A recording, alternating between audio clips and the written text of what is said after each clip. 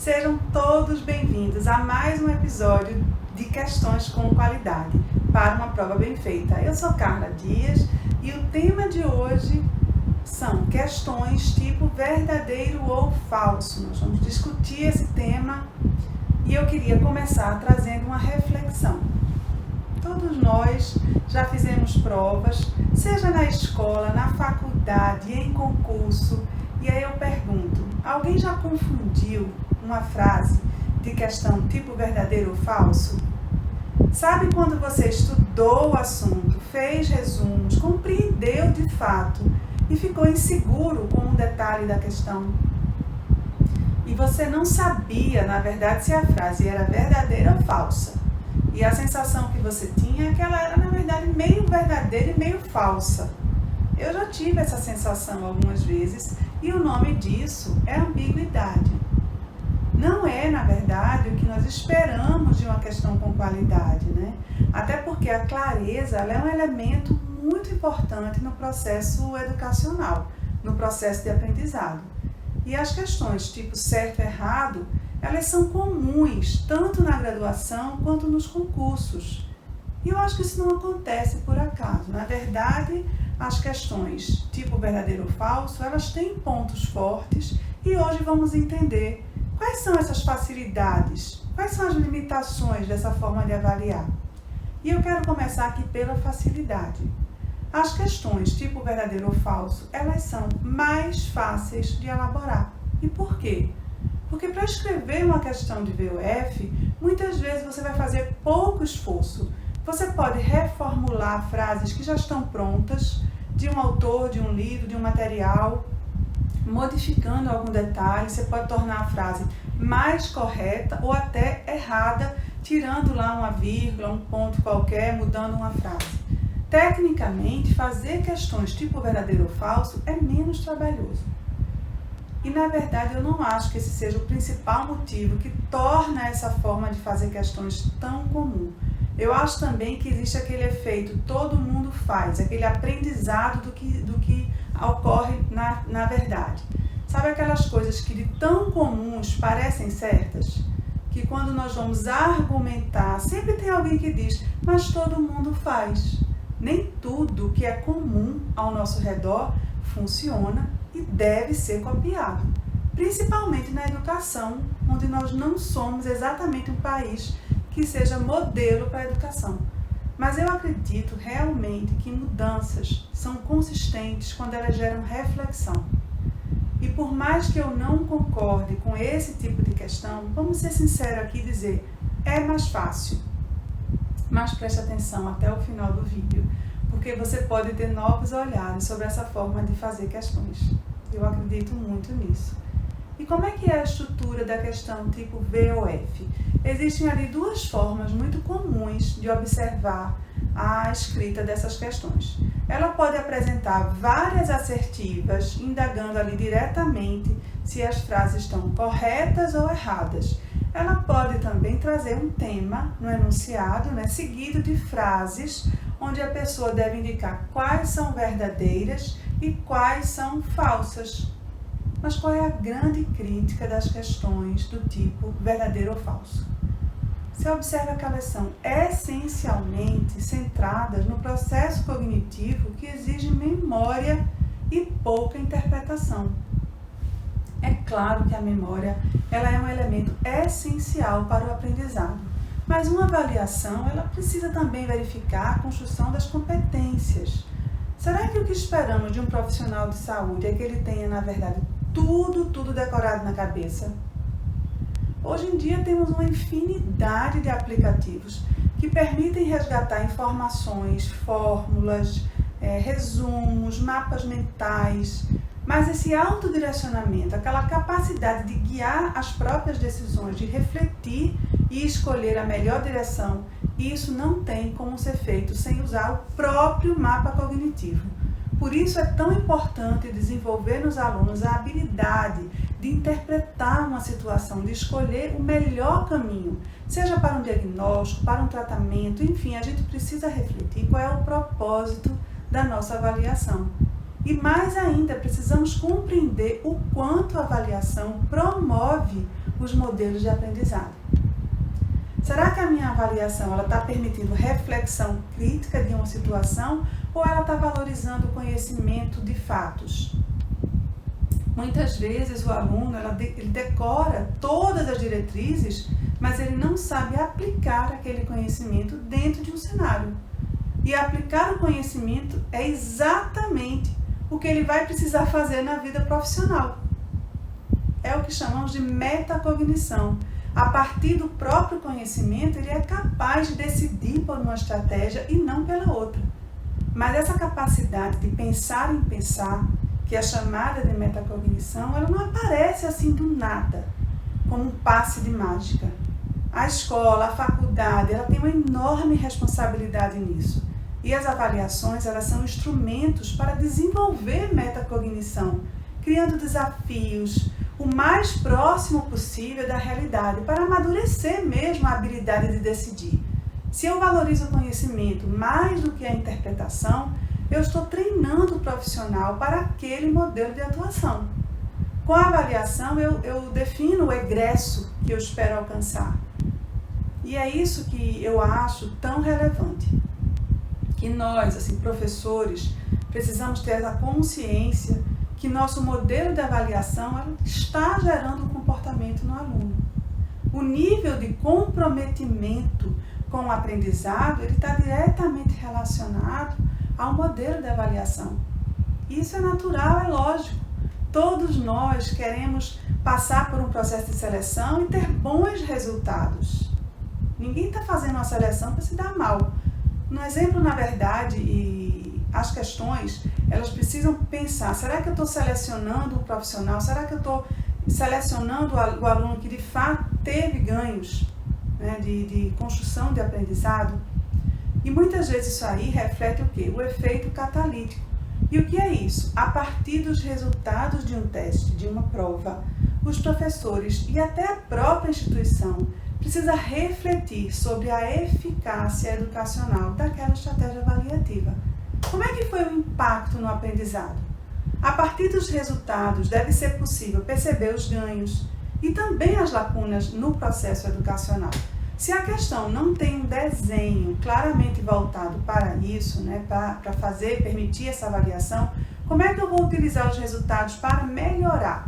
Se você investe em um processo, por exemplo, se você procura um profissional para melhorar a sua comunicação oral, os resultados esperados por você estão diretamente relacionados ao ganho dessa competência. E aí, após um período de treinamento, você vai avaliar sobre aquele ganho, sobre aquela habilidade.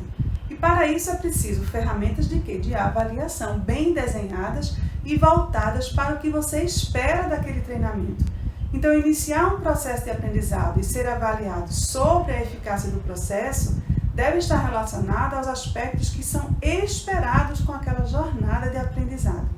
A avaliação é um momento de verificar e também de promover o aprendizado. O efeito catalítico, ele trata de todos os elementos que repercutem na ação educacional, desde o gestor até o aluno, passando pelo professor, pelas estratégias definidas no plano de aula, pelo currículo. Uma avaliação deve gerar esse efeito e permitir aprimorar, ajustar, fortalecer o processo de ensino e aprendizado. Quando estamos avaliando, não estamos também indicando apenas um resultado individual? Não. Devemos refletir que isso traduz todo o ato educacional. E todo ato educacional é intencional. Fazer uma apresentação, escolher uma forma de abordagem, ao decidir por uma ferramenta de avaliação, estamos nos posicionando e gerando aprendizado ou não. O profissional de saúde diariamente precisa tomar decisões. E como estamos aproveitando as avaliações para amadurecer essa capacidade? Diante de um cenário, o enfermeiro, o médico, o fisioterapeuta, enfim, os profissionais de saúde estão diariamente definindo condutas, escolhendo caminhos e precisam se posicionar sobre um diagnóstico, sobre uma orientação de tratamento, sobre um prognóstico, ajudando a compreender o processo de saúde e doença para que o paciente tenha mais autonomia nas decisões.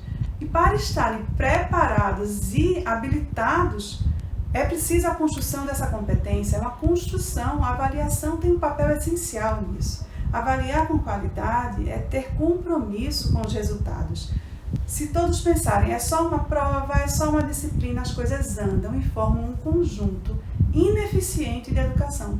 Um modelo que vai se repetindo dia após dia e gerando os resultados que é possível observar ao nosso redor, na nossa comunidade. Pessoas muitas vezes despreparadas para os desafios profissionais. Eu acho que todo mundo deve conhecer uma pessoa que na verdade foi driblando provas, tendo segundas chances, passou raspando aqui, ali se formou. E a gente não consegue nem acreditar que aquele profissional está assumindo um lugar no mercado de trabalho. Na verdade, nós construímos com ações individuais, com escolhas individuais, o mundo que nós queremos ver ao nosso redor. E a avaliação do profissional de saúde, desde a graduação, deve ser um instrumento de amadurecimento das escolhas. Deve ser uma oportunidade de desenvolvimento. É preciso mudar essa cultura da avaliação como uma ferramenta punitiva a partir dos resultados, para um conceito, na verdade, de avaliação como instrumento de aprendizado. Avaliar com qualidade é ter compromisso com a formação do profissional, que nós queremos ver ali no mercado de trabalho. E queremos o quê? Um profissional capaz de decidir, que tenha condições de definir estratégias eficientes, favorecendo o bem-estar do paciente e também da sociedade. Ter o conhecimento não significa necessariamente ter competência, e nem muito menos um bom desempenho. Muitas vezes estamos fazendo uma prova que é inteiramente de VOF e ficamos tensos. Tenso com cada vírgula, com cada palavra, porque a pessoa fica com medo de cair nas chamadas cascas de banana. Na verdade, assim, prova não deve ser sorte.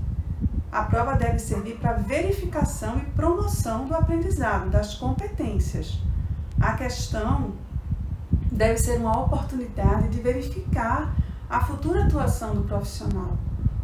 Sabe uma forma simples de concluir se uma questão está bem feita? Após a gente ler um cenário ali, a pergunta da questão, você na verdade já tem em mente a resposta. Isso é uma forma da gente perceber se a questão foi bem feita. Porque na verdade você já tem a resposta e você vai procurar isso nas alternativas. E nas questões tipo VOF, isso não é possível. Depois do enunciado, o que acontece? Cada frase é um novo exercício de reflexão. A sensação que a gente tem é que cada frase traz uma potencial armadilha. E a pessoa pode colocar tudo a perder se não lembrar todos os detalhes.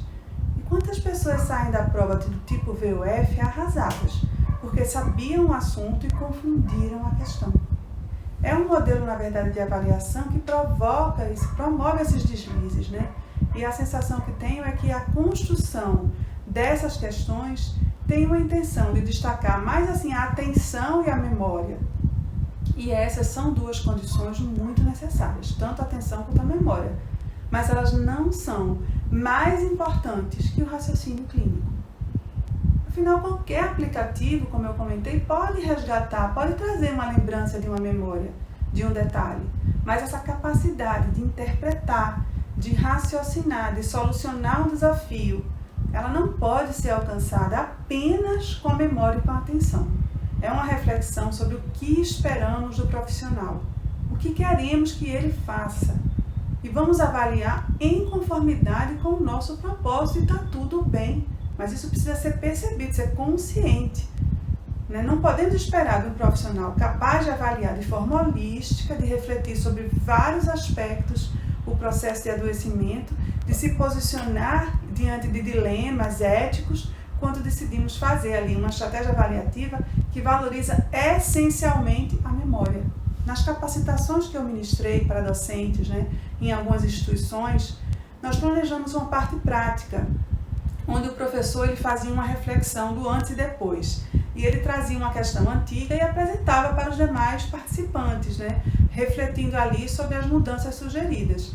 E foi interessante que após essa capacitação, então, assim, muitos faziam a seguinte autocrítica, construtiva. eles conseguiam perceber os pontos a melhorar e nesse exercício alguns colocavam que defendiam, que usavam a questão, o modelo tipo VOF, por quê? Porque ele na verdade estava preocupado em contemplar todo o assunto e colocava um tema, né, no enunciado, por exemplo ali, artrites, e cada frase era sobre um aspecto.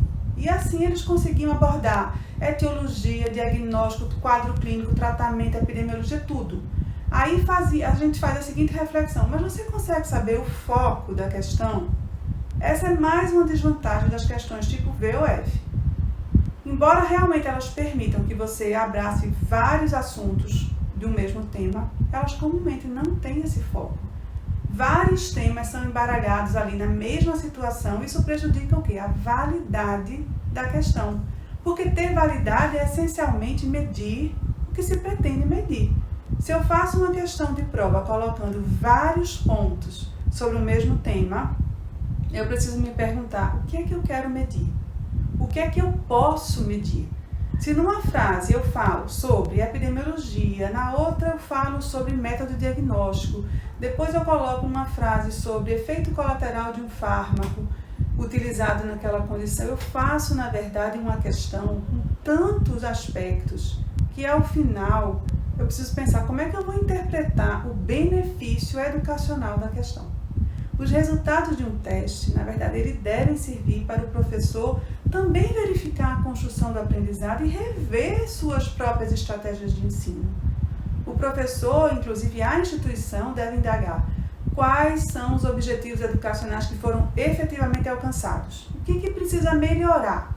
Se a questão mistura tudo e eu não desenhei um foco para a questão, eu não consigo amadurecer esses pontos, né? Toda avaliação, ela gera o quê? Gera comportamento de aprendizado. Logo no início de qualquer ação educacional, os alunos perguntam, vai ter prova? Como é que será a prova? Se ele sabe que as questões vão ser tipo VOF, ele vai direcionar o estudo para decorar. Ele vai fazer regras mnemônicas, vai fazer associação de ideias e claro que alguma coisa ele vai assimilar. O estudo ele com certeza vai ser produtivo. Mas aí a gente precisa pensar, será que eu vou estar estimulando as competências que eu desejo para aquele processo educacional? Será que o meu aluno vai estar tendo, com a avaliação, a oportunidade de decidir, de escolher, de diferenciar situações que mais tarde vão ser a realidade da atuação profissional dele? Pois é, assim, as questões tipo verdadeiro ou falso, elas não são utilizadas, elas não são nem mesmo recomendadas por algumas associações, como por exemplo a National Board of Medical Examiners, que trabalha há décadas na preparação de exames voltados para profissionais de saúde. Fazer questões com qualidade educacional é simples, mas não é fácil. Como assim, Carla? É simples, mas não é fácil. Sim, é simples, porque existem várias recomendações nacionais, internacionais, para elaborar questões com qualidade. E o assunto ele não tem aquela complexidade. Não é nada comparado ao estudo de temas muito mais complexos que deixam os alunos estudando a noite inteira. Quando a pessoa compreende o passo a passo, todo o processo vai ficando assim intuitivo. Eu tenho certeza que o professor, depois que ele percebe os benefícios de questões com qualidade, ele não consegue mais fazer diferente. É aquela qualidade que gera qualidade. E tem também um efeito que eu observo nos professores com quem eu convivo e que desenvolveram essa habilidade de escrever questões com qualidade educacional, eles ficam críticos. É interessante, eles fazem uma reflexão muito boa das próprias questões. É como assim quando a gente tem um insight. Depois que a gente vê com clareza, tudo fica diferente. E ocorre ali uma internalização de um modelo de avaliação com qualidade. Isso tudo assim, é muito bom, muito satisfatório. Quando eu vejo isso acontecendo, cada vez mais eu tenho vontade de compartilhar o que eu aprendi. Porque existe na avaliação feita com zelo e qualidade uma transformação e que gera comportamento no aluno, que gera aprendizado, que traz um propósito muito bom para o processo educacional. E por que tudo isso, por que isso não é fácil? porque exige mudar, sair de uma zona de conforto, onde às vezes a gente fica ali por muitos anos. Pode ser que seja falta de motivação ou até desconhecimento mesmo, né? Afinal, assim, a graduação nos cursos de saúde, ela não traz a formação didática, a gente não tem a formação pedagógica. Talvez se eu não tivesse feito mestrado em educação, eu acredito que eu não veria com tanta clareza e não teria abraçado esse propósito com tanto entusiasmo. Eu desejo que você, que chegou até o fim desse vídeo, que você se sinta estimulado com a atividade de escrever questões. E é uma grande responsabilidade docente. Eu espero que tudo isso, que tem muito, muito sentido para mim, faça muito sentido para muita gente. E toda avaliação gera comportamento e é um instrumento de monitoramento, de garantia da competência profissional. Todos os comentários são bem-vindos e aprender é um processo de mão dupla. Caso você queira, compartilhe a sua opinião e enriqueça essa discussão. Um grande abraço e até o próximo episódio de Questões com Qualidade.